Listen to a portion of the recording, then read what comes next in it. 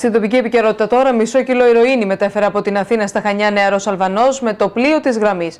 Ο ειδικά εκπαιδευμένος σκύλος του Λιμεναρχείου Χανίων, κατά τη διάρκεια σχετικών ελέγχων, ανακάλυψε τα ναρκωτικά μέσα στις αποσκευές του 32χρονου, ο οποίος και συνελήφθη. Άλλη μια επιτυχία συμπλήρωσε στο ενεργητικό του ο ειδικά εκπαιδευμένος σκύλος στην ανίχνευση ναρκωτικών της ομάδας K9 του Λιμενικού Σώματος. Ο Μάρσαλ εντόπισε το πρωί κατά τον κατάπλου του πλοίου Έλιρος στις αποσκευές ενός 32χρονου Αλβανού μισό κιλό καθαρή ηρωίνη.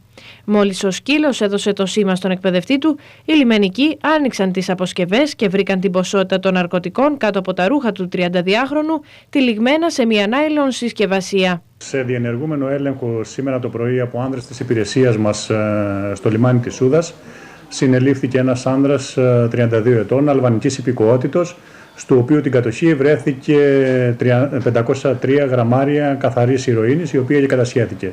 Η υπηρεσία μας για το προαναφερόμενο συμβάν διενεργεί προανάκριση. Κατά τη σύλληψή του, ο 32χρονος υποστήριξε ότι κατήχε τα ναρκωτικά για προσωπική του χρήση και ότι δεν είχε σκοπό να συναντήσει κάποιον για να πουλήσει την ποσότητα. Είπε ότι την έχει για δική του χρήση. Περίμενε κάποιος στο λιμάνι, ταξίδευε μαζί με κάποιον άλλο? Η υπηρεσία μας διενεργεί, σας είπα, ελέγχους στο χώρο αρμοδιότητας που έχουμε. Ό,τι εντοπίζουν οι άνδρες της υπηρεσίας μας στο χώρο αρμοδιότητας και είναι παράνομο αυτό που εντοπίζουν, επεμβαίνουν.